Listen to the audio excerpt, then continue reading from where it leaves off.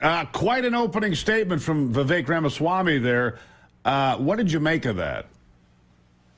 Yeah, I don't know how I'm going to follow that, but he in the previous debates he starts out really strong. He's great at gathering attention to make sure he gets a lot of the disproportionate airtime. But as the night goes on, just kind of mixing it up and attacking with everyone, makes him vulnerable to counterattacks, and seems like it's driven up his negatives a little bit. And he hasn't benefited from the debates as much as a few of the other ones. So I'm going to be talking about him a lot, but not sure. So then he succeeded.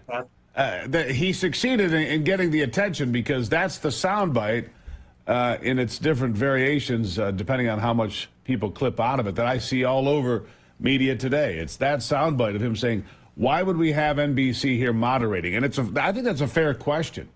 The liberals would never have Fox News moderate. Fair point, right?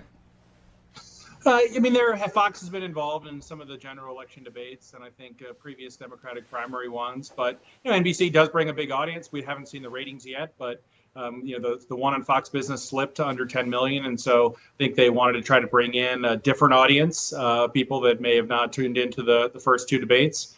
And you did have Salem Radio, and Hugh Hewitt was involved, as well as the Republican Jewish Coalition for the first time. So there was an attempt to broaden things and change things a little bit. Yeah. So Nikki Haley, the focus of many pointed comments last night. Of course, she's done well for her numbers as far as the debates go. And again, they're so far behind the front runner. I don't know if it makes a lot of difference. But Nikki Haley, when you're pulling that much fire from the people around you, means you must be doing something right. Correct? Yeah, I think she's probably benefited the most from the debates just at the beginning in Milwaukee in August. Really was only polling very single digits, was all the way at the one side of the stage, but now has kind of made it to basically a tie with DeSantis as that vying for number two without Trump participating.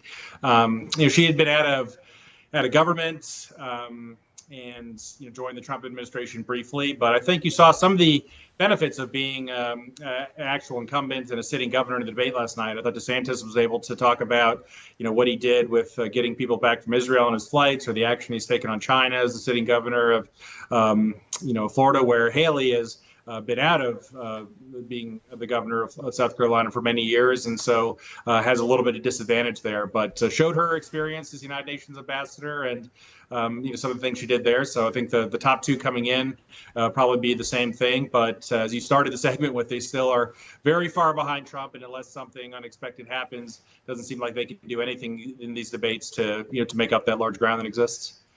It's a sideshow, really, isn't it, Aaron? Aaron Kall, director of debate at University of Michigan. Basically, it's a sideshow. They're at the kids' table at Thanksgiving. I mean, that's really kind of what it is, because, over here at the big kids' table, Trump's like, I'm not going to play ball. In fact, he goes out and does this. He had an event in Hialeah, Florida last night. It was packed. And he comes out and talks about everything under the sun in his perspective. They love him.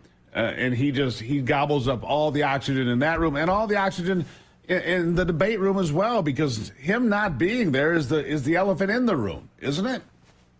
Yeah, last night was the first time they actually started with the question about Trump, asking the candidates to contrast themselves with him, or the other two. They didn't bring him up until the second half or the waning minutes. And so, yeah, the debates without him haven't been as highly rated. This counter programming he did was the closest to the actual site, just a few miles down the road. He already announced that he's not going to attend the Alabama debate next week. So, yeah, in the last cycle, we had the kiddie table or the undercard debates. And this time, the main ones have been that way. And everyone's just trying to fight to be the viable number two option in case something unexpected happens. But yes, they're all just kind of playing for second place, and doesn't seem like he's giving them the ability to attack him on stage, the ability to catch up. They really need him there to land those blows in person, hope that he stumbles, but he's not giving them that opportunity, and I think wisely so. And he certainly hasn't been penalized in the polling for that kind of strategy, so it's likely going to continue.